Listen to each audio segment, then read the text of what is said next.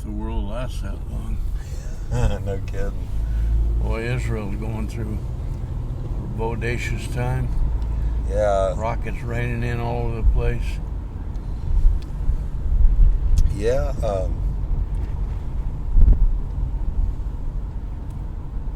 I was thinking about that when you were gone, because that's where you were supposed to be. Yeah. Yeah, that's the original plan, was to go over there, but it looked like that could put on hold. Maybe so, for good, I don't know. I don't want to spend my time there sitting in a bomb shelter. No, that wouldn't do.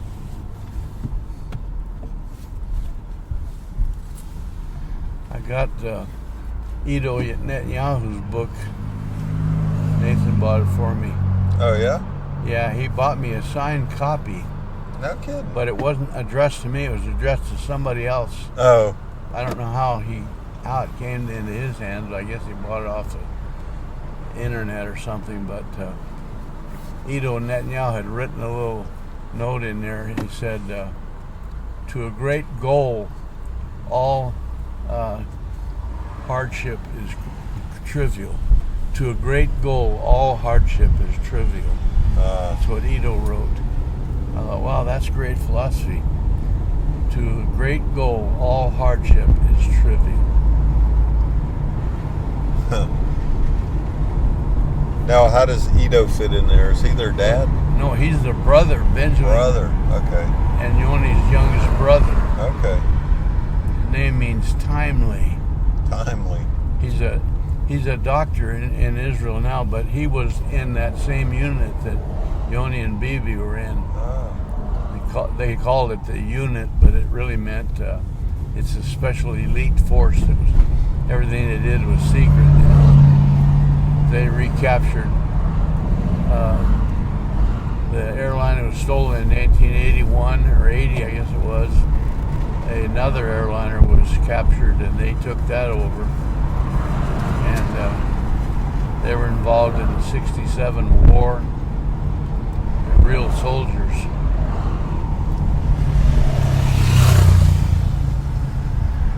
Seen a lot of guys on little tiny bikes like that. Yeah. Thinking their next move is over the steering wheel.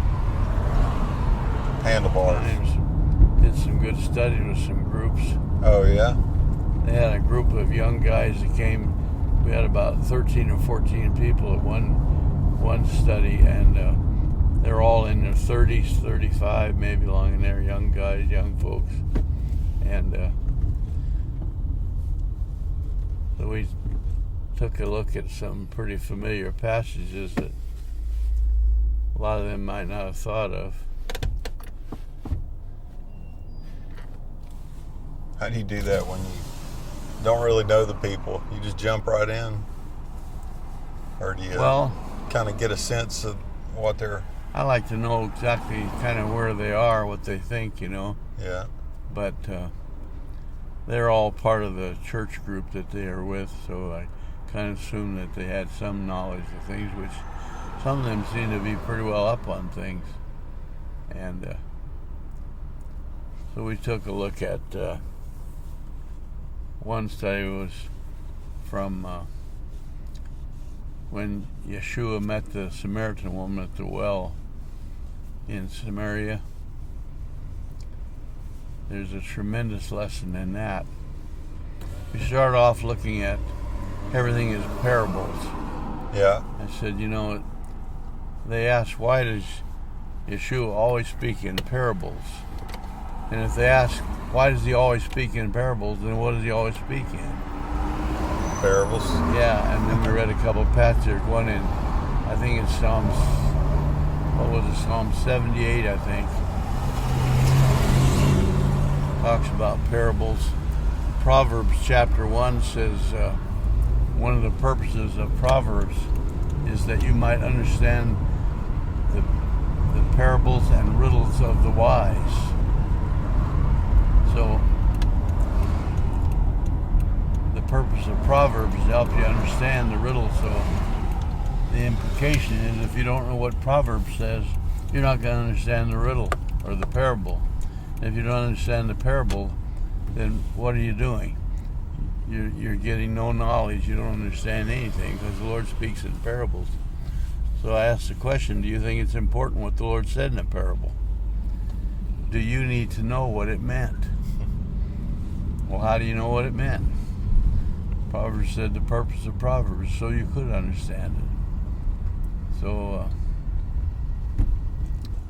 we spent some time with that, and so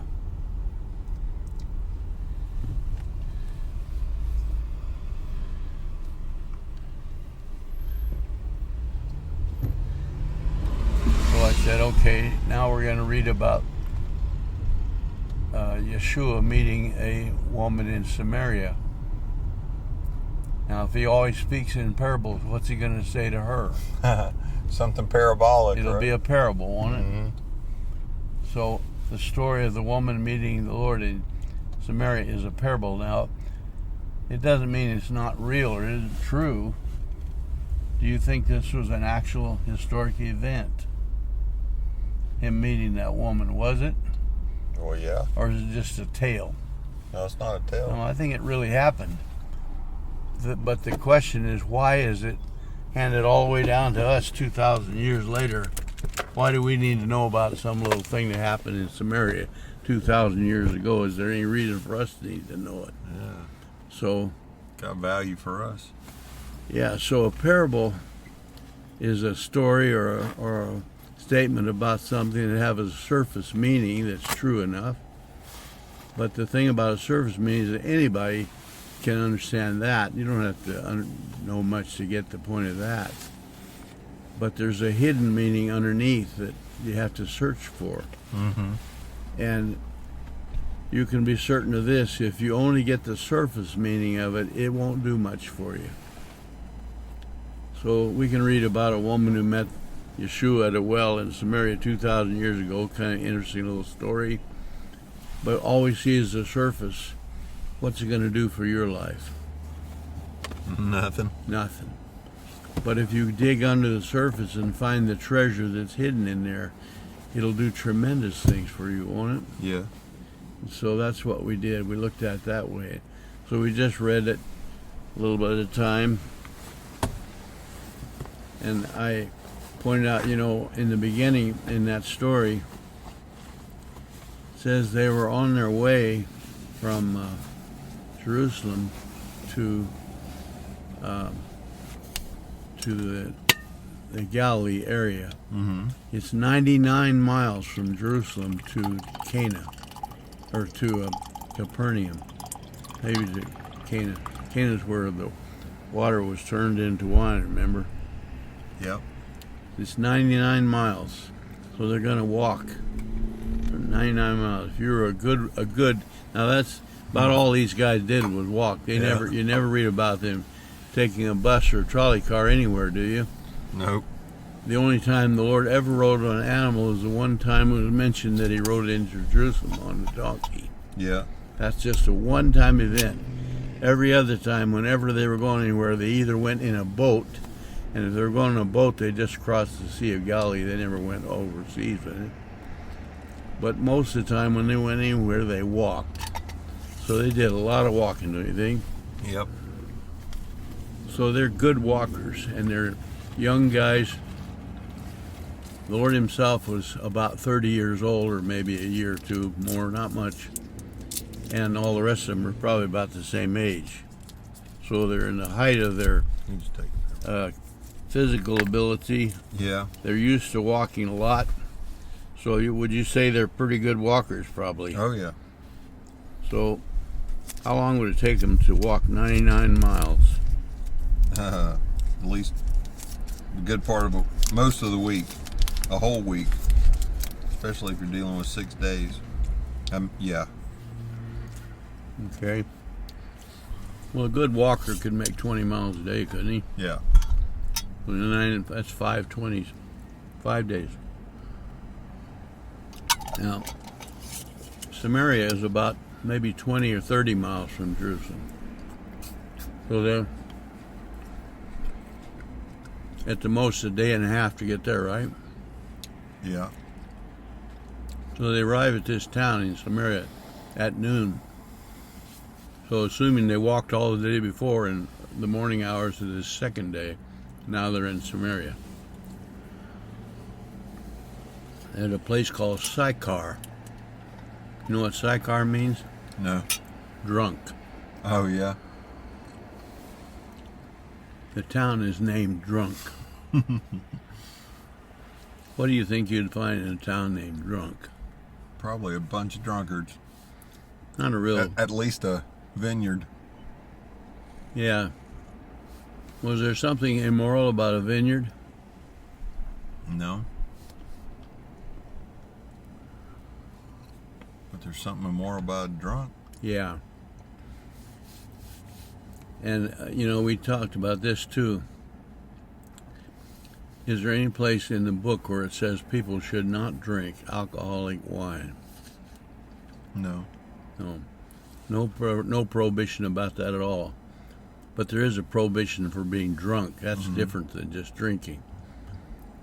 In fact, there's places where it even encourages you to drink wine. Mm-hmm.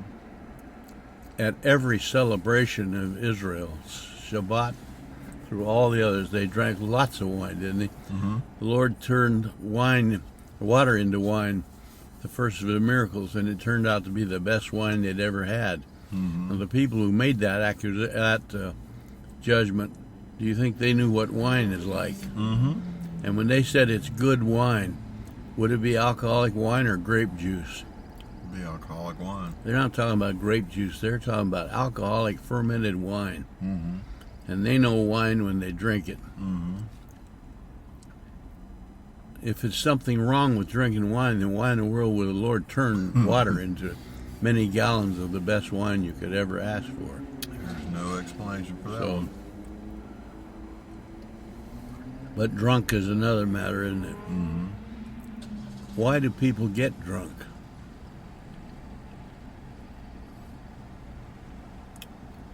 There's a lot of reasons, but the old country singer said to drown your sorrows, and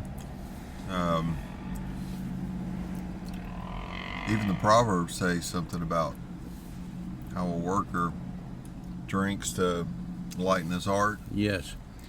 So, could you say that getting drunk is one way the world has of kind of hiding behind the evils that are in your life? Mm. A way to cover up your own problems. Yeah.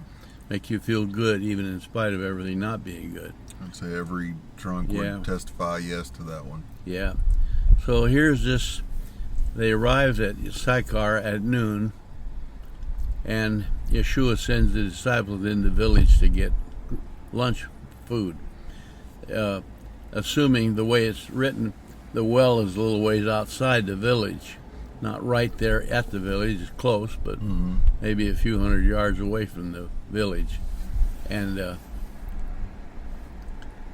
so the Lord sits down on a ledge next to the well, and of course nothing ever happens to God that surprises God, is there? He knows what's going on and why and everything about it. But he's sitting there. He's sent the disciples in the village to get lunch. Why doesn't he go with them? She had an appointment. Mm-hmm. He had to meet this woman there. And the other thing is he doesn't want the disciples there while he's with her. Why wouldn't he want them there? Well, when they got back, they were trying to control the situation. They were probably prone to doing that, maybe. Yeah, so if they'd have been there, They'd have ruined the vibe. they would have interfered with the conversation that needed to be done, wouldn't they? Yeah. They'd throw in their 2 cents and ever so often, or they'd throw in objections or who knows what. But they didn't need to be there. So here comes this woman now. Now she's done something that is unusual. What's unusual about what she's doing? She's showing up in the middle of the day. Yeah, because normally, hauling water was considered women's work. So normally the women would go to get the water. They'd probably go early in the morning to get the day's water. They'd go early in the evening to get water for the night. but probably rarely, if not ever, would they go at noonday. They got other things to do at noonday. They got cooking to do. They got housework to do. Different things they do. They got gardening to do. A lot of them tended their crops and things.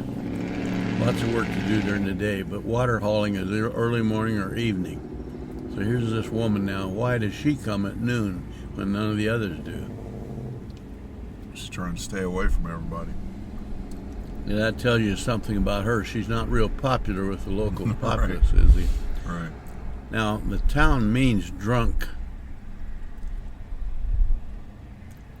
So if that's an indication of what's going on there a lot, they're not the greatest people in the world, right? I mean, at least their lifestyle isn't all that great. But even as whatever their lifestyle is like, whatever this woman was, didn't even measure up to their standards. So she's a pretty disrespected woman, wouldn't you say? Yeah, she's definitely a fringe character. So she shows up, and the Lord is waiting for her. She doesn't know it, nobody else does, but he's waiting for her, isn't he? Yeah. As soon as she gets there, now she came for one purpose. Why'd she come there? Draw water. To get water. Why does she want to draw water? Gotta have it to live. Gotta have it to live, and you need it, so she's come to get it. Now, she talks about how the well is made. It's a deep well. It's not one you go down in with steps. It appears you got to lower a bucket down into there. She probably had a rope of some sort and some kind of a container, a bucket or a jar that had a way to tie it to a rope. She would lower it down and fill it and bring it up. So as soon as she gets there to do that, the Lord immediately says, "Give me a drink." Didn't he say that? Yeah. As soon as he says that, what does she do? She says, "What are you talking to me for?" Yeah. So something there happened that had never happened in her life before, something she would not expect to ever happen. Here's a Jew talking to a Samaritan woman. And, of course, how does she know he's a Jew? Does he have a badge that says, "I'm a Jew"? We have a prayer shawl on. While he's sitting waiting for water, he'd be wearing a prayer shawl? I don't know. They only put those on at a certain time. When they're going to pray, they put them on. Maybe he has a I don't think he'd have a prayer shawl on. cap on. Maybe. Well, I don't know when that tradition's I started. don't know. But whatever, if you're a local in a place and someone from another place comes, these people know what everybody looks like. Yeah. And all these people are Middle Eastern. If you look at a crowd of Jews, there may be Arabs among them. How can you tell which ones are the Arabs? The way they're dressed. No, you tell them by the other ones throwing the rocks. But as far as people go, they don't look any different. They're just Middle Eastern people. But there's something about their dressing or about their customs. Any little thing gives them away who they are. Have you ever seen pictures of Staten Island in the early 20th century? Yeah. It's funny because it's almost like it's a postcard from every country that they came from. Yeah. Because everybody's got a specific dress Yeah. to their country. Yeah. It was almost like they were advertising, but they just dressed like that because they were from there. Yeah. And of course, this woman being a Samaritan, Samaria is just a little ways, a few miles from Israel, or from Jerusalem, that is, part of Israel, but from Jerusalem. And of course, Samaritans lived in Samaria. And the Samaritans were half-breeds, weren't they?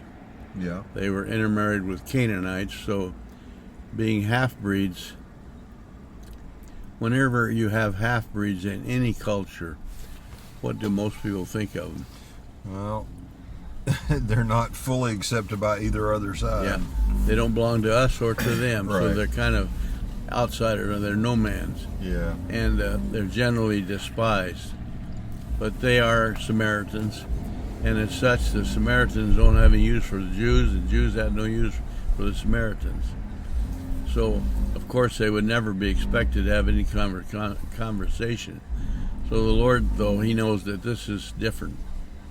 He came to seek and save those that are lost. And so does it matter whether they're a Jew or a Samaritan No. or anybody else, So he says to her, give me a drink. And she said, what's a Jew doing talking to a Samaritan? Yeah. Not only a Samaritan, but a Samaritan woman. Yeah. Why would a Jewish man talk to a Samaritan? He wouldn't even like he talked to a Jewish woman. Right.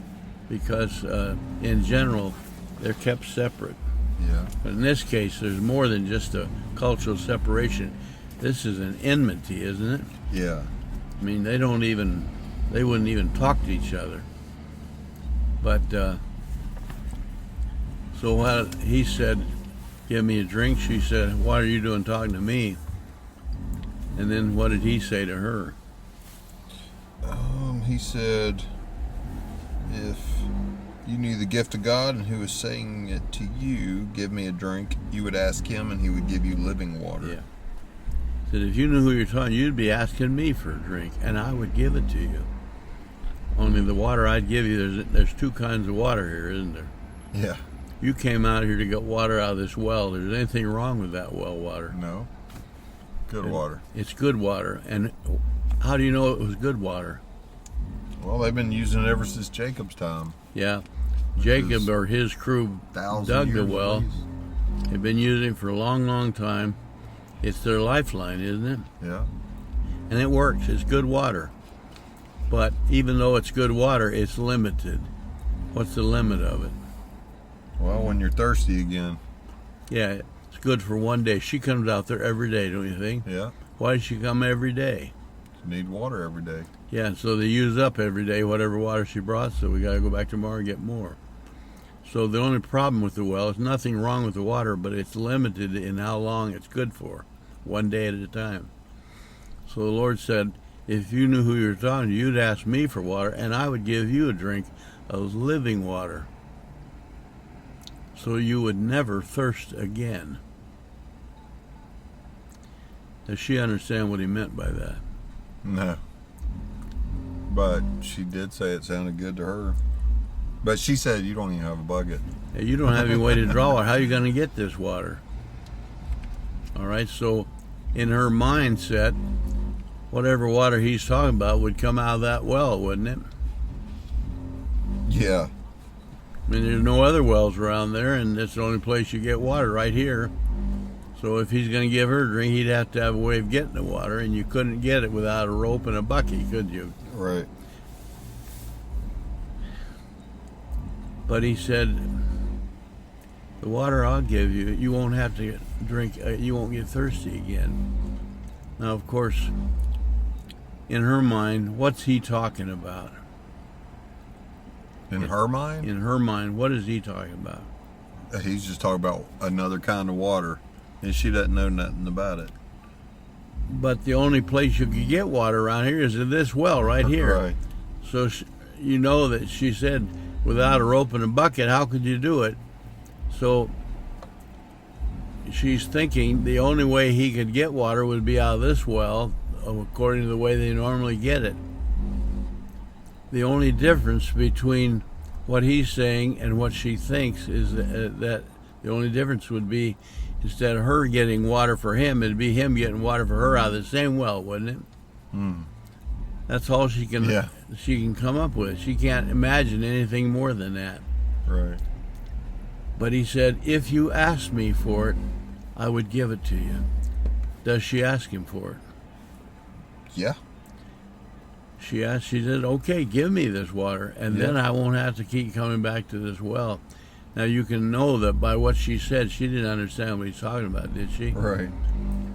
But did that keep him from giving her the living water? No.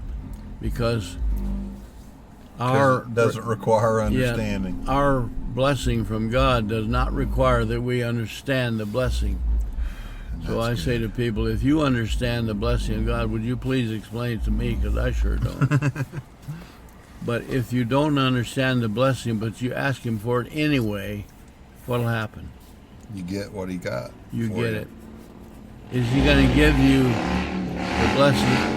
related to how much you understand. No. So how much did she understand about what he was talking about, living water? How Nothing, much but she didn't understand it, but she wants it. she didn't understand it, but it sounded good to her, whatever it was, didn't it? Right. All right. So then he says, he said, okay, let's see, now what did he say right after that? He said, if you asked me, I'd give you the water, then you wouldn't thirst anymore. And she said, okay, give me the water.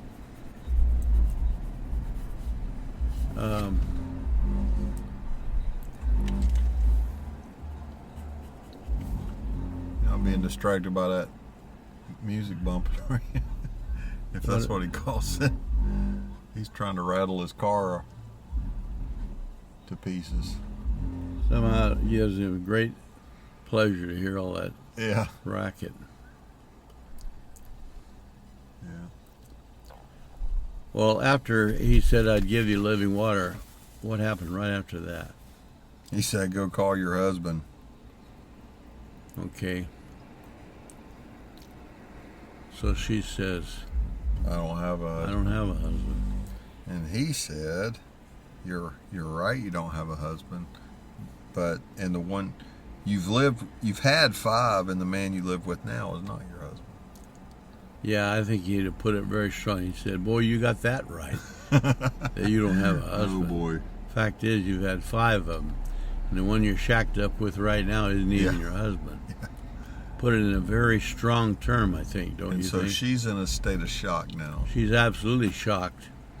And Because other people talk about her behind her back, but he said it right in front of her face. yes. And of course, has she ever seen him before? Does she have any idea who he he's is? a stranger. To her, he's a total stranger. Never been here before. She's never seen him. Done anything. How could he possibly know about her life before that? Yeah, she's completely baffled. Yeah, there's no way. So she said, I perceive that you're a prophet. Yeah. Okay, you must be a prophet. So what did he say about that? She said, I see that you're a prophet. Our fathers worshipped on this mountain, yet you Jews say that the place to worship is in Jerusalem. Okay, So she brings up religion. is she a worshiper? Yeah. Yes, she is. Why is she a worshiper?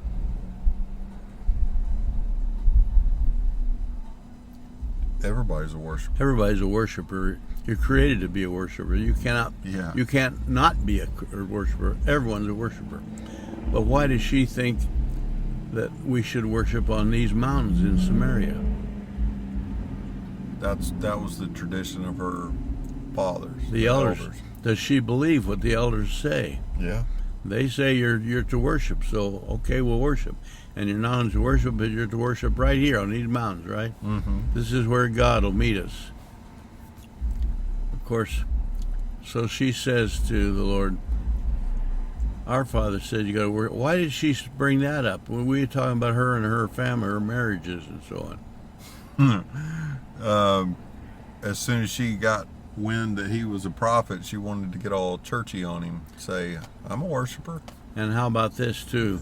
I go to this church Let's right don't here. talk anymore about my Yeah. marriage situation. I don't want to talk about that. Yeah. Let's talk about religion instead. Yeah. We can converse on that without putting me on the Yeah.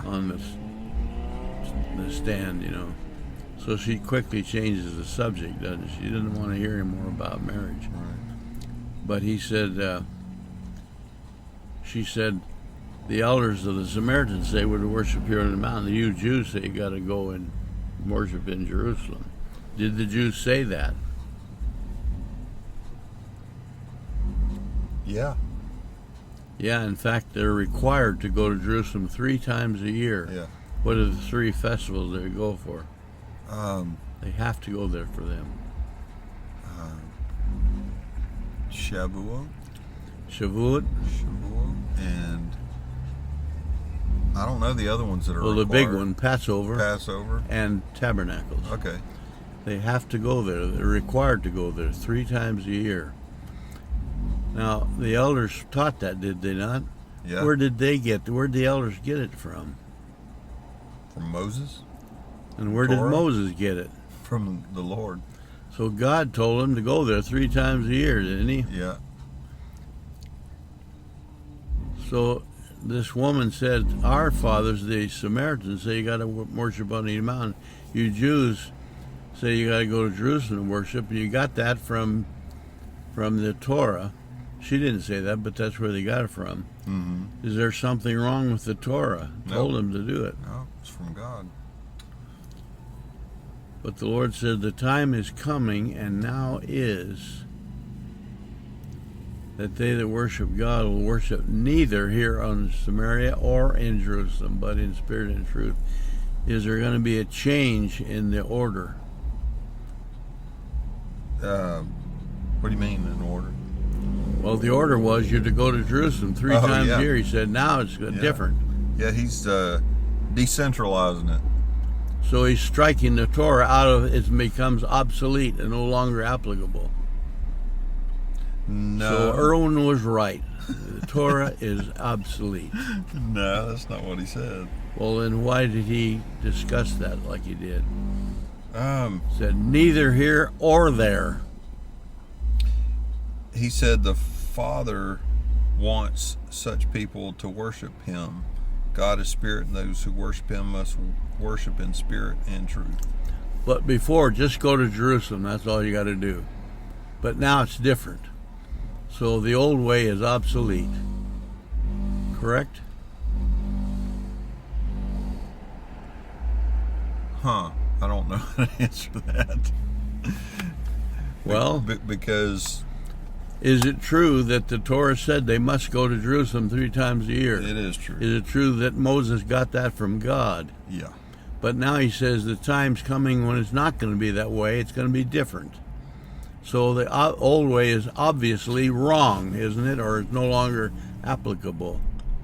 Well, it's kind of like his other talks. He said you think it means this, but it really means Okay, this. you're hitting on it right there. Remember, everything is a parable. Okay.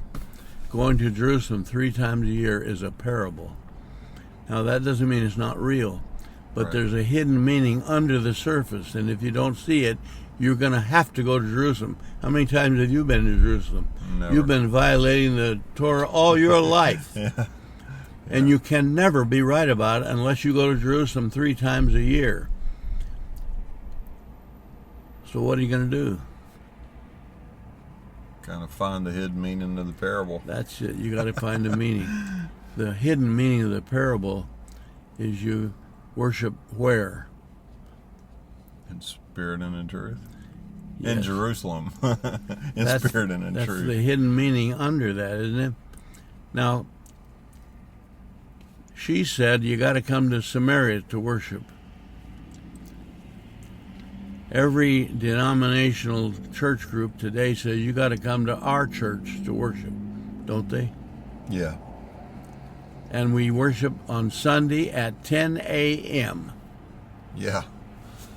So you got to be in our group on Sunday at 10 a.m. Right. That's where we worship. What's the matter with that? That's the same exact thing that the woman in Samaria said, and that's the same exact thing that the Jerusalem Pharisees said, isn't it? Yeah. You got to be here in Jerusalem 3 times a year This time, on this these place. days, this time, this place, and right here. Yeah. Now, on the surface, that's true, isn't it? Yeah. But it's a parable. So you look under the surface. Is the Lord changing the meaning of what was said in the Torah? No, he's giving it fuller meaning. He's saying, I'm here to tell you what it really meant. Yeah. He said, I didn't come here to destroy the Torah. I came here to fulfill it. If he fulfills the Torah, and the Torah says you must go to Jerusalem 3 times a year, and he is the fulfillment of it, then how do you fulfill that Torah? Through him? By being in him. Yeah. Does he go to Jerusalem 3 times a year? Yeah. But if you only interpret it as a physical travel, you got to buy an airline ticket, you got to go to Jerusalem 3 times a year on Shavuot, on Tabernacles, and on Passover, or else you're in violation on the surface, aren't you? Yeah. But most of the world's people who are the Lord's people had never been to Jerusalem and probably never will go there. Does that mean they never did fulfill how do you worship? Not if they were in Yeshua. If you're in the Lord, He is our righteousness. If He is our righteousness, do you get to Jerusalem 3 times a year? Yeah. Yes, you do. Because if you didn't, then how can you be called righteous if you don't do what it says you have to do? Right. But can you see the parable is what makes it possible to be what you cannot be on the surface? Yeah. If you're required to do everything on the surface, then most of us will never make it because it's just not going to happen. But so he said neither one is right. It's not that you don't need to go to Jerusalem, but their understanding of it means only a surface interpretation. You got to physically travel to Jerusalem if you're going to worship.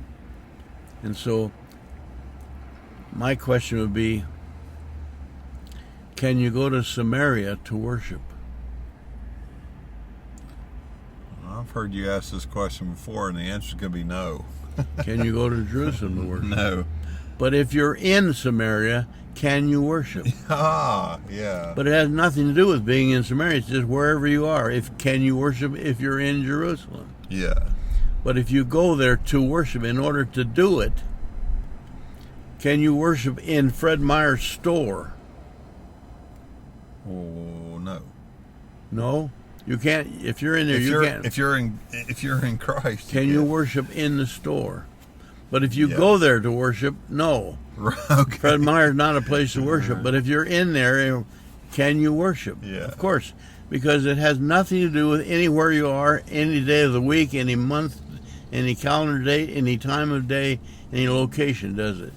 Right. So he says, they that worship will be worship in spirit and truth is a matter of the heart. If you're in your heart, that's in your inmost being, that's where you worship, isn't it? Mm-hmm. Now, your inmost being is in you. If you're sitting here in this parking lot, it's in you in this parking lot, isn't it? But if you come here in this parking lot to worship, you're out of order. I see. Can you see the sense of all that? Yeah, yeah. So the bottom line is, understand it's a parable. And, you know, when people don't realize that, then every word that you read in a book, they have to interpret it only on the surface meaning. What goes on Sukkot? What's that? It's one of the feasts. What do you do on Sukkot? That's the tabernacle? Yes. Yeah, you're showing. Well, the symbolism behind it is God is our shelter. Okay, so what do you do if you're a Jew and you're in Sukkot? What do you do? You go live in a tent for a week. Not a tent. You build a little structure out of branches of trees, right? or some kind of little shed that you go into. And there's certain Torah rules about how it's to be built. It has to leave a hole in the top so you can see the stars. And you so stay in there can find you. for 8 days, an 8-day celebration. And of course, most of the Orthodox Jews do that, and even what they call the non-religious ones do it too, because it's tradition. Just like, what do most Americans do at Christmas time?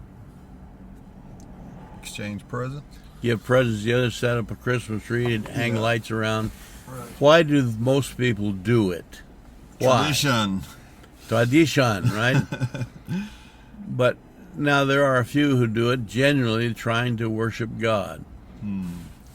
But is there any place where God said you should set up a Christmas tree and give each other expensive presents? No. But people do it because tradition is very powerful. Yeah. But if you understand that all that is nothing but parables, why not get to the underneath treasure of it, you know? In fact, they got everything wrong about Christmas. They got the date wrong. They got the purpose wrong. They got hardly any of it's done according to truth, is it? Right. Little of it, maybe, but not much. And so anyway, the Lord told her to go get your husband. Now, After he said, you've been with 5 of them, now you got one you're living with that isn't your husband now, then what does she do? She says, well, I know the Messiah's coming. And when he gets there, what'll he He'll do? explain everything to He'll us. tell us what this all means. Now, was she talking about going to the mountain, or was she talking about what? Or is she still trying to divert away from Well, her personal now, life? she said we're to worship on these mountains because that's what our elders teach. So her concept of the Messiah is going to be based on what they teach, isn't it? Yeah. And what did they teach her about the Messiah? That he was going to meet us on these mountains. He'll come here to these mountains. He'll explain, well, here's the Messiah. Where is he when she said that? Right in front. He's right there on that mountain, On that isn't mountain, he? yeah. Right where they said he'd be. Yeah. So they were right about that. Is he going to explain to her what this is all about? Yeah. So he's going to do exactly what her elders said he would do. The only problem she had was she's waiting for when the Messiah will come. Yeah. So in that view, what does she think of the Messiah? He's someday. He's a someday guy. Yeah. He's not there now. But what she did not realize, she's talking to him right then at that point. So he said to her, that's talking to you, I'm the one. At that point, what does she do? She goes into town. She doesn't go. She runs. Yeah, she. And before she ran, she left her water jug sitting right there at the well. When she come out there, she was going to get water. What did she intend to do with her water jug? Bring it back home full. Carry of water. it home. She did not do that. At that point, she forgot all about getting water, don't you think? Yeah. And she leaves her water jug sitting right there at the well and runs for the village. Why is she running? Because she's got some living water inside of her now. And she's just made the most amazing discovery that she ever dreamed of. Yeah. So when you do something that just absolutely amazes you, do you stroll back into town with it? No. Oh, you run. And she does something else she's never done before in her life, never expected to. She's seeking the company of others. She's talking to the people of the village, and not just talking, but she's really declaring. You know, a declaration is a statement that comes with authority and with power behind it, doesn't it? Yeah. She's not just gently stating; she's really letting them have it. And the village people are doing something they have never done before. What? Listening to her. They're listening to her. Before, if she said anything, they would dismiss it, wouldn't they? Right. But this time, they listen. And then they come out. Why'd they come out? Because they wanted to see it for themselves. Yes. Because she had told her side of the story, and they wanted to see if it was true. And then they made a statement about what she said. I got a little bit more if you're ready for Okay, a third. well, let me get rid of this. They made a statement. What did they say? Who, the disciples? No. The villagers. Oh. They said something about the lines of what I've already said they wanted to see for themselves. It says, it's captivating. They say, she said he told me everything I ever did, and they wanted to go see for themselves. It says many more believed. A lot of people believed it because she said it, but a lot more believed it because they heard it straight from Yeshua. So did her testimony have any power behind it? It did. It captivated a bunch of them, didn't it? Yeah. And others were moved to go hear for themselves. Okay, so it said he stayed there with them 2 days. Yeah. They asked, now, on the surface, remember, everything's a parable. Everything. If we can just hang on to that. Everything's a parable. When he went there, the reason he stopped at the well, if you just looked at the surface, why did he stop at the well? What, on the surface? Yes, it even says, but why? Get a water? Well, there's another reason. Read it right at the beginning where it starts talking about.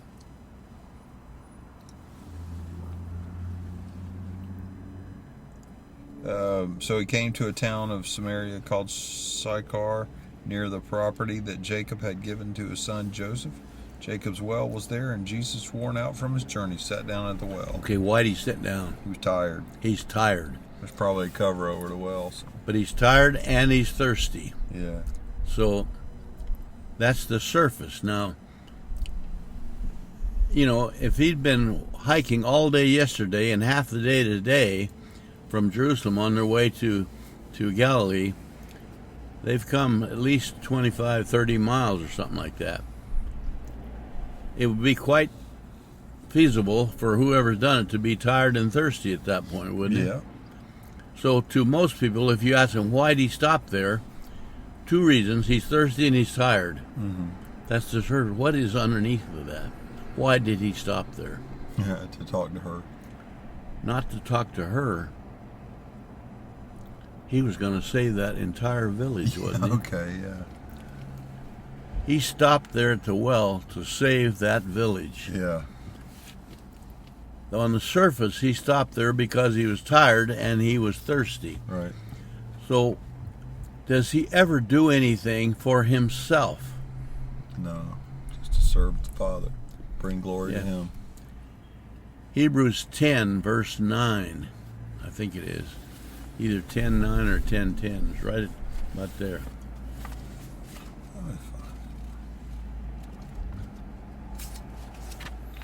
Hebrews 10. What does verse 9 say? 9 says, He then says, See, I have come to do your will. He takes away the first to establish the second. All right, why has he come to this earth? To do God's will. And what is God's will? Seek and save the lost. Yeah. It says, God so loved the world, he sent the Son, that whosoever believed in him would have everlasting life. Isn't that what it says? Right. So what was the purpose of him coming to the world? To save the world. Okay, what was the purpose of him stopping in Sychar? save Sychar. He did not stop there to get a drink of water or to get lunch. Right. Or to rest. Because if he did anything to do anything for himself, he is no longer serving God, he is serving himself. Right. But he said, I am your servant. Remember in the prayer that he spoke from Gethsemane, he said, let this cup pass from me, but not my will, but yours. When he said, let this cup pass, he didn't mean, I'm trying to get out of going to the atoning sacrifice. I don't want to do that. I want to do something else. Don't let that happen. Is he trying to get out of becoming the atoning sacrifice? No. But he says to God, let this cup pass. Now, what cup is he talking about? He asked the Father to take it away, or to go past it, not use this one. The cup of suffering? But that makes it sound like he's trying to get away from it. There is something he does need to be rescued from, and he's begging for that rescue. From the taunting demons? Yes. And where were they? Right there with him. In the Garden of Gethsemane. Yeah. The demons, what were they trying to do?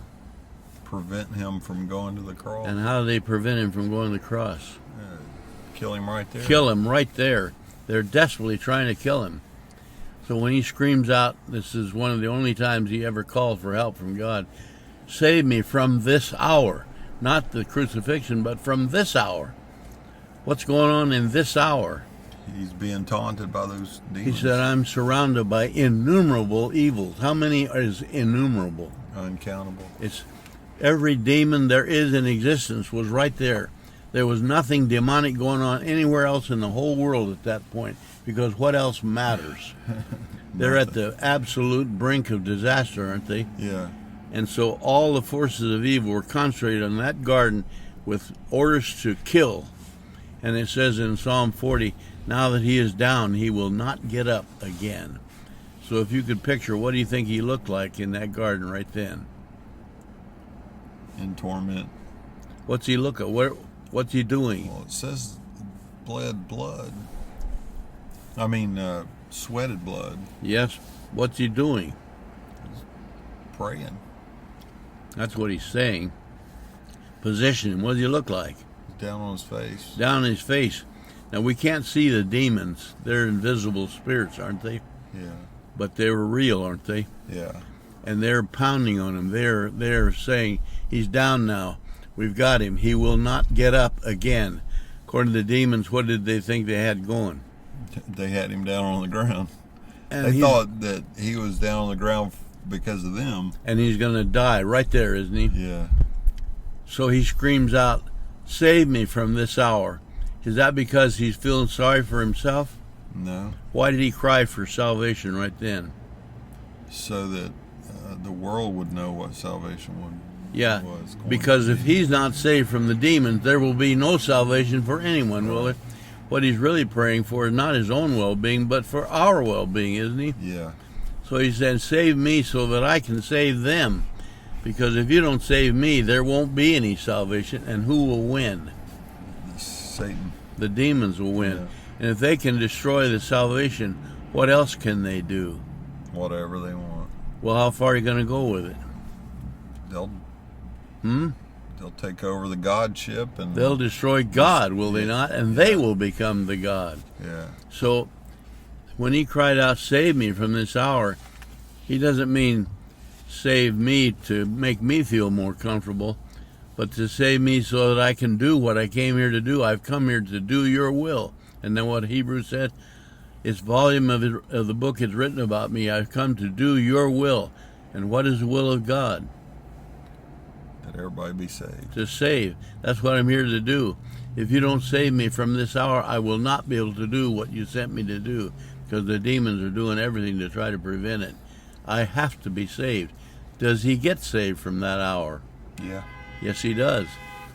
So, for those who think he's trying to get out of going to the cross, then you'd have to say, well, God said, "Sorry, I can't help you right now. You're going to have to do it whether you like it or not." Yeah. Is that God's answer to him? Isn't there some place that says, if your son asked you for a fish, would you give him a stone? Yeah. And you, being evil, know how to give good gifts to your children. How about God to his son? What would he do? So if the son says to the father, "Save me from this hour," what does the father do? He's gonna save him. Does the father say to the son, "Sorry, can't help you"? No. Look how the guy carries his paddleboard. It's too long to go inside. Wonder how the door stays shut. If he slams the brakes hard, the door will chop the point right off. Well, we got that kind of car, and yeah, it's, the door would want to slide, wouldn't it? Yeah, and it's automatic too. I don't know how he got it. Maybe he set closed like it that. on, and that's as far as the motor can take it. I don't know. Yeah. Well, anyway, can you see that this concept that the Lord was trying to get out of the cross is so wrong? Absolutely. Because the minute he says, "Save me from, but not my will, but yours," that's a popular quote that people make. If I said, "Let's don't do what I want to do, let's do what you want to do," Mm-hmm. what does that tell you about your will and my will? My will is to do your will. No. If I say, "Let's Oh, don't do what but I they're want to do, different. let's do what you want to They're do," different. we're different. Yeah. But the Lord says, "I and the Father are one." How Right. can they have two different wills? Right. What he's really saying is, we're not doing anything based on my will. I'm a servant. A servant doesn't have a will. What a servant does, there's only one will that matters, the will of the master. That's what we do. Right. If I minute I say, "Let's do something that I want to do," I'm immediately stopped being a servant. Is that Right. right? There's not a lot of people that understand that, I don't think. I've heard lots of preachers talk, and I never heard one of them ever said that. But I wonder why they say it like that then. well, because it fits the pride of mankind, I think. Yeah. And I've heard one preacher, and he was a good man too, and I had some great conversations with him, but he said, the Lord coming up close onto the crucifixion suddenly is confronted with the horror of it all, and his humanity just got the best of him, you know. Yeah. In his human weakness, he shied away at the principle. If he could do that, then he's no different than I am. That's what I would do. Yeah. But he's not like me. He is God, and He's been planning this since before the foundation of the world. Is he going to try to beat out of it at the very last minute? I mean, all the Torah was written about, the entire Tanakh, the whole entire Old Testament, the Aleph Tav is all about this salvation, isn't it? Yeah. And now at the very last minute, he's going to try to get out of it. Does that sound like truth? Doesn't fit into the vibe of the story, does it? Yeah, it says he set his face like a flint to go to Jerusalem. His own disciples advised him, don't go, they're going to kill you. They knew the danger's coming. When he says he set his face like a flint, what does that mean? He's determined that he's not going to turn around and go back. So he's not only going to Jerusalem, he's eager to do it, is he Yeah. not? He said, I want to do it, and I want to get with it. You know, when he told Judas, what you're going to do quickly. Why did he tell him to do it quickly? Let's get this over with. I want to get this job done, and I'm eager to get at it. Let's make it happen now. You're not going to change your mind. Let's go. Hurry up. Go get it done. Yeah. Now he's the last thing. Oh, I've changed my mind. I don't want to do it after all. Is that what he's going to say? No. That is so wrong. I think that whole concept comes from demonic twisting of the truth. So he goes to the village of Sychar as the woman, she'd gone back, told the villagers what she found out. They come out, they hear the truth directly from the Lord, and they asked him to stay there, didn't they? Now, he had come on the surface. How long did he expect to stay there on the surface? You look at the story. He got there at noon, sent the disciples in the village to buy food. He's out there waiting for them. How long does he intend to stay if you're just looking at the surface? He's looking to rest. How long is he going to stay there? An hour or two. Enough for the guys to bring back some food, and then they're going to. We're going to eat lunch, and then we'll be on the way, right? Yeah. Does he, on the surface now, does he intend to go into the village and talk to the people? No, not on the surface. Looks like it's. If anybody read the story, they know he never intended to go in there. He was just going to get a drink, get something to eat, and a little rest for a bit, and then on the way again. Right. And that would be the end of Sychar, wouldn't it? Yeah. Would we have ever heard of it again? No. But for 2,000 years, he's laid out the story so that we can see there was a real reason for him to be there. He did not come there to get lunch or to rest or to get a drink of water. He came there to save that village, didn't he? Yes. All right, so now the villagers come out and they say, not only have we heard what the woman said, which had a great power over us, but now we've heard it directly from the Messiah himself. And so why did he stay there for 2 days? You shared me that passage one time from what, Micah? Yep, Micah 6:2, I think it is. Yeah. Read it again. That's it. This is what the lesson that I gave those people down Oh, yeah? about. One of them, I gave them another one too, but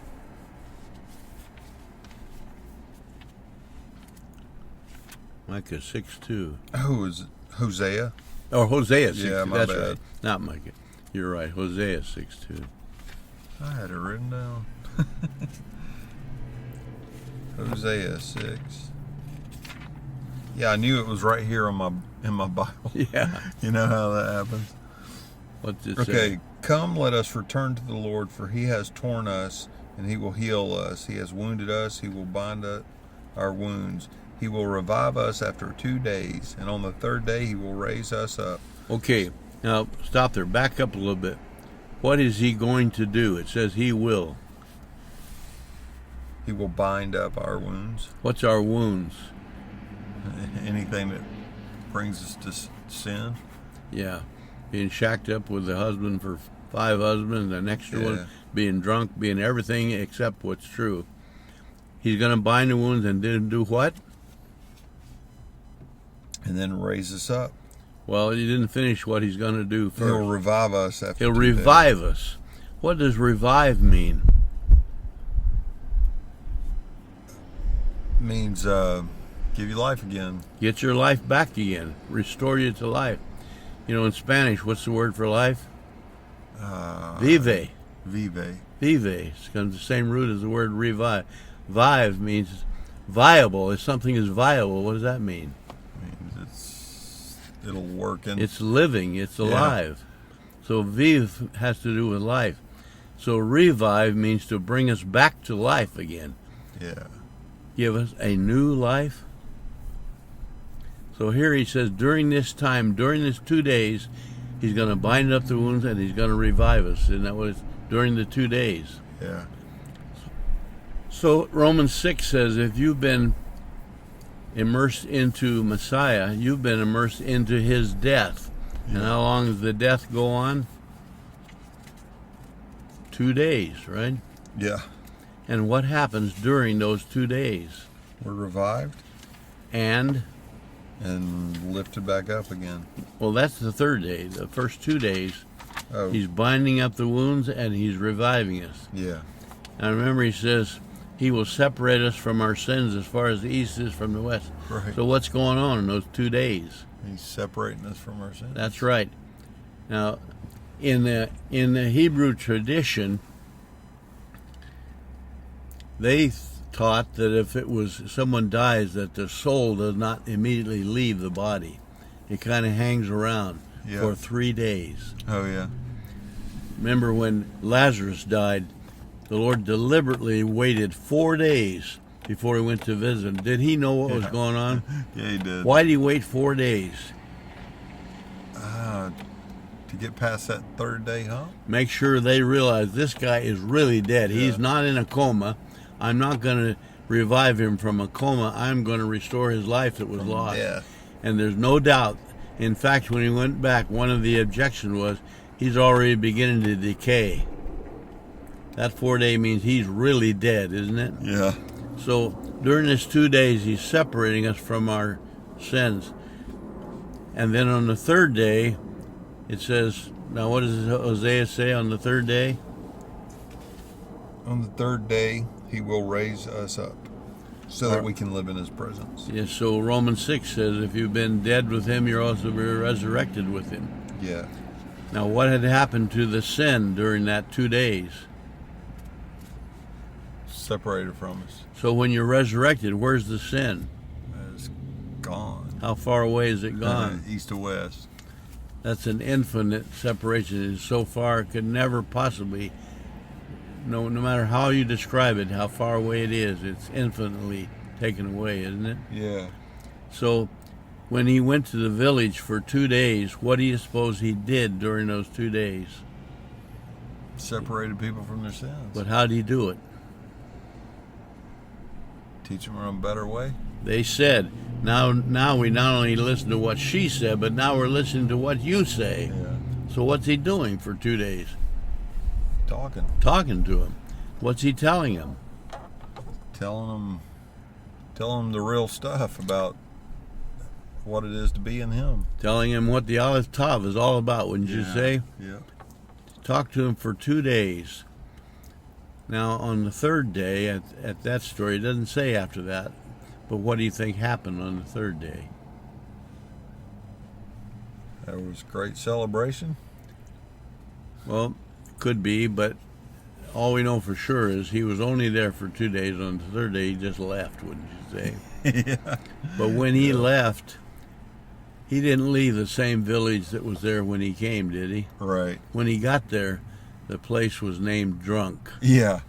and it was filled with people who were full of discrimination and insults and gossip and everything that was not a happy village, you think? No.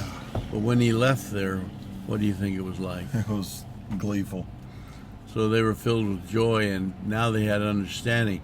Instead of going on the tradition of the Samaritan elders or even resenting the Jewish elders, they're now getting a whole concept of what salvation is about, aren't they? Would you say he did not leave the same village he came to? Yeah. He left a reborn village, wouldn't you say? Yeah.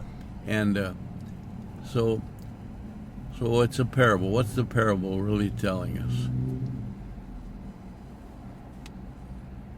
That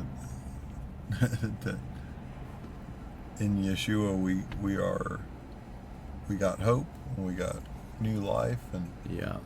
we're revived again. And we're also being known that the villagers there, before the Lord showed up there, did they have any idea ever, even the slightest, that Messiah would come to their village? No. They said, according to the woman, they expected when Messiah does come, he will come here and he'll explain all the truth to us. But they had written it off as some distant future thing Yeah. that we don't really know when it'll ever happen or if Someday. it'll. We just we've been told it'll happen and we sort of believe that. But what effect did that have on how they lived? Not much. Didn't do much for them. But when Messiah really did come, it changed their entire village, didn't it? Yeah. And so before he came, they had no reason to expect that. So who instigated it?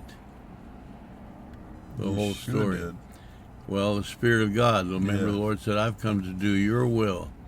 So it's the Father God who sent him to that village, wouldn't you say? Yeah. He came to that village for the same reason he came into the whole world.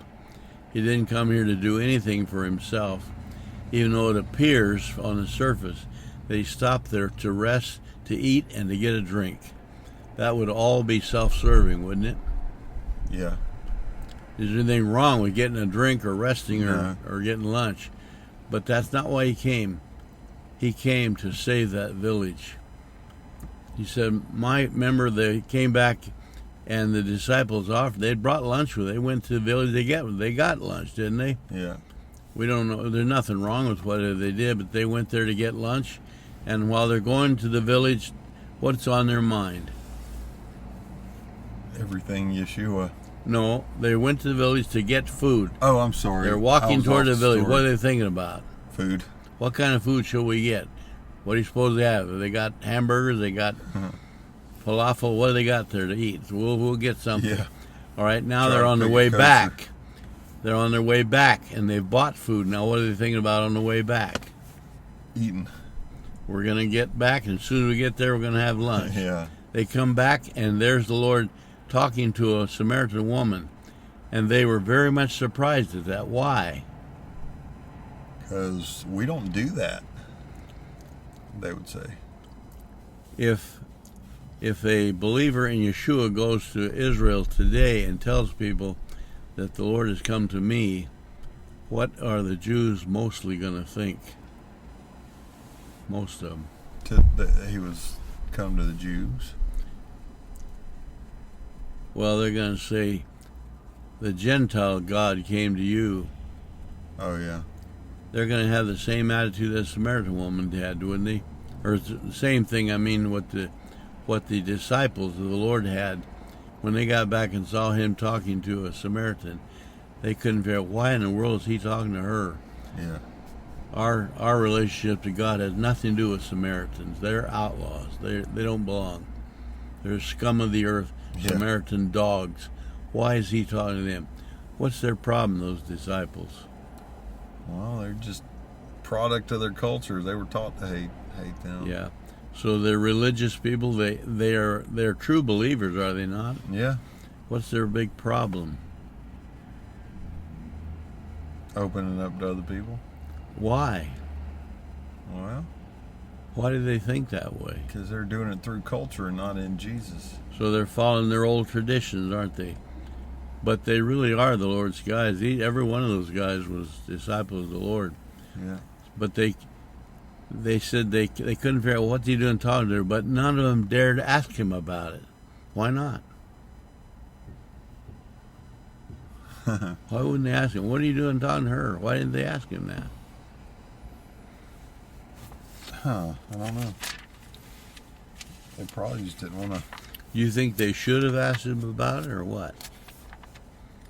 It made a point to tell us they didn't ask him about it. Well, they were probably curious.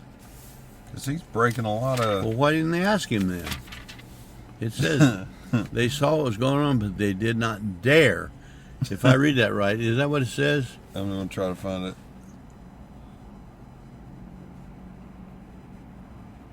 They came back to the village. They saw him talking to the woman. So what? no one said, "What do you want?" or "What are you talking with? Why are you talking with her?" Is that all it says? That no one said so? Yeah. Okay, but it does point that out. Why wouldn't they ask him about it? Because, first thing, would there be a reason for them to ask about it? Well, just in a friendly way, saying, what were you doing with her? Friendly? Well, yeah. Why would they even think about asking about it? This is an absolute change of status, isn't it? You're right. Tradition says, no, you can never talk to a woman like that. Before they'd even think about asking anything, they're already suspecting something's wrong here, isn't there? Yeah. Do they like the idea that he's talking to a Samaritan woman? No. Are they bothered by it? Yeah. Then why don't they ask him? Are they afraid? Maybe. Because to question what he's doing would be to question their own tradition, wouldn't it? Yeah. And you know, if you question your tradition, It turns up a lot of stuff. you're going to, as we say, open up a can of worms, aren't you? Yeah. And I suspect that what they saw there was such a shock to them. It doesn't really say it exactly, but can you see what they saw happening there was pretty important to them. Something here is really radically different. This would never happen normally. So they're seeing something that's completely different. And it may be that they're so taken by the very fact that he saw this woman that they just are, we have the word, they're speechless. Yeah. When someone is speechless, what are we really usually saying? They don't know what to say. They're just so shocked by what they're seeing that they don't know what to say. They don't. But it tells us that what they were seeing was completely baffling to them, wasn't it? Yeah. All right. So then they come up to him, and what do they do when they get there? Finally, get there after they've seen the woman and the Lord conversing. Now they get there. What do? The disciples. What do? It says right there what they did. They offered him some food. Now they brought food back with them, didn't they? Yeah. And they offered it to him, and what does he do? He says, "I have food to eat." He refused. So. Okay, he didn't take their food when they offered it to him. And he said something very strange, didn't he? Yeah. I have food that you don't know anything about. Yeah. And what did they think? They said somebody must have given him some food while Somebody we were else gone. came here and brought food to him. Do they see anybody else around? Who's No. there right then? Just them. Just them and the woman, right?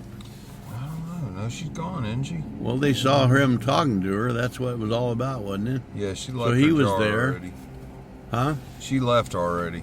But they saw him talking to her because they asked the question. So, now, when did she show up? Did the disciples ever see her show up there for water? No. She came after they left, didn't she? Yeah. Didn't they? They don't know where she came from. Now, anybody walking out to that well would only have one reason to go to the well. What? Get water. Would anybody take food with them to go to the well? No. But they thought somebody out here has come and brought him food. Yeah. So what's on their mind? Food. Just eating Lunch, food. yeah. That's all. And they can't comprehend what's going on. So when he said, I have food that you don't know anything about, they only got one idea. Just like when he said to the woman, I could give you water you don't know anything about. Now they said, I've got food that you don't know anything about. Mm-hmm. So it seemed like everybody but the Lord doesn't know anything about anything, do they? They don't know anything about water or about food. Right. Because she thinks the only water here is the water in this well. They think the only food here is the food that we bought in the village. Yeah. Yeah. So who's right about anything? Well, the Lord's right about The it. Lord knows, but they don't know anything, do They're they? just going on the surface. So he said, okay, I got food now. What is his food? Do the will of the Father. He said, my food is to do the will of him who sent me. So what's the will of him who sent me? To save that village. To save that village. That's what I'm here for. And that's my food. Does he then reject what they went to get? No. He's just got something better. Well, Kind of like with Mary and Martha.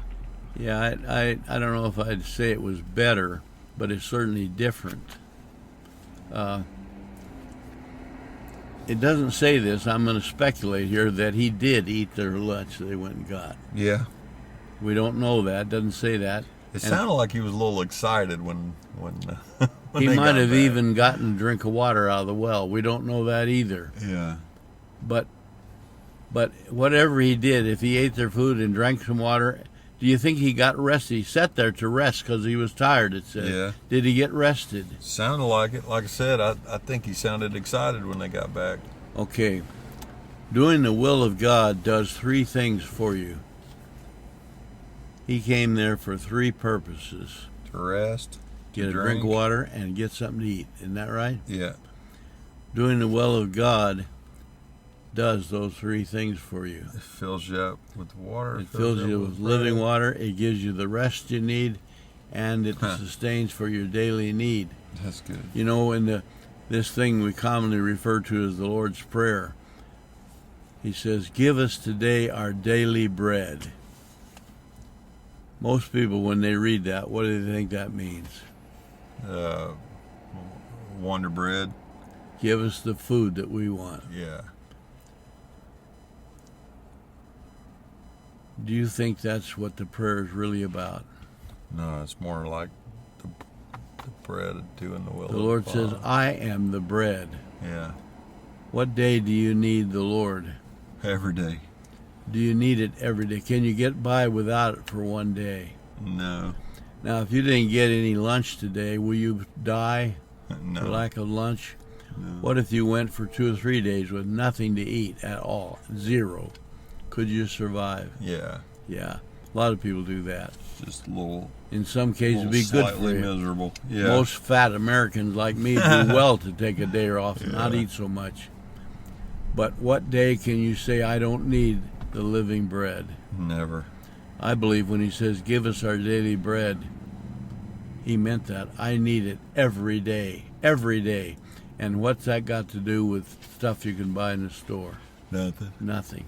So when the disciples came back, they offered him daily food, regular earthly food. Rations. He said, "I got food that comes from the very mind of God, and that is my satisfaction." Now, physically, he did have a physical body. It has to be fed like every other, doesn't it? Yeah. Does he know what pain feels like? Does he know yeah. what hunger feels like? Yeah. Cold, thirst, heat, everything that the body has to endure. But none of that has anything to do with why he came to the world. He didn't come here to show us how to get along with earthly things. He came here to do the will of the Father who sent him, and the will of the Father was to save the village, wasn't it? Yeah.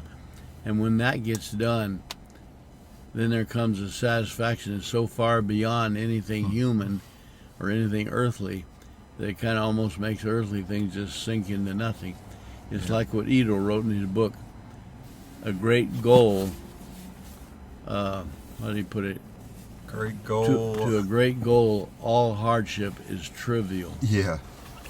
That's So good.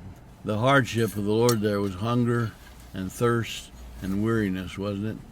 But what was the great goal? Salvation. Salvation for the village, which is Yeah. just a parable of the whole world. What does that do to the hardship? Makes it trivial. So, like the Apostle Paul wrote, concerning all the hardships that he went through, he called it our momentary affliction. Like, oh, yeah, that hurt for a bit. But let's don't talk about that. Let me tell you about what it's really about. And then he goes into talking about who the Lord is. Yeah. So when the disciples came back, they didn't understand why he didn't, or where did he get any food? What is he talking about? They can't get their mind off food, can they? And the woman couldn't get her mind off water. Yeah. But before it was over, when the Lord got there for 2 days in the village, don't you think he explained to them what living water is about, what living bread is about? So by the time he left Probably there told that story a lot of times. for 2 days, and he took away their sin, and when he left, he resurrected, just like Hosea 6 said. So that village after that, it wasn't the same village anymore, was it? No. It was a reborn village, a new village. Yeah. So, and the woman who had been rejected by the village people would now become one that they loved, wouldn't you think? Because she's the one that first told them about the Messiah. And just everything got healed there, didn't it? Yeah.